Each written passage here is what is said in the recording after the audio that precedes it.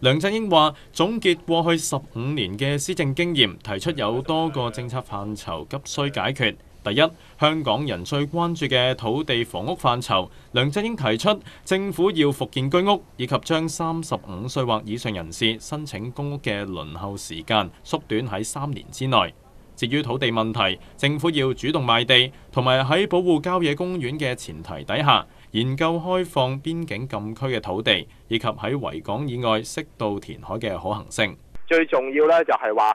土地喺邊度嚟啊，同埋咧就政府各個部門之間嗰個配合嗰個合作方面嚟講咧，能唔能夠係可以加快起居屋，同埋咧係加快起公屋咧？呢個係一個施政上嘅難點嚟嘅。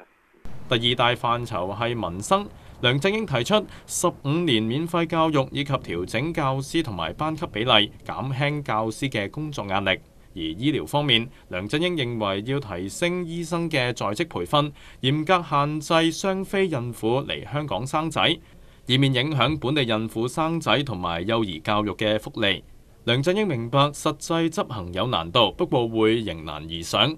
個雙非孕婦嗰個問題呢，我哋知道呢，我哋特區政府呢係有權限制外地人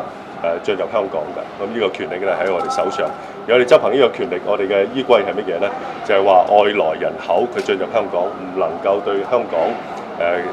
各個方面包括大家都關心嘅嗰個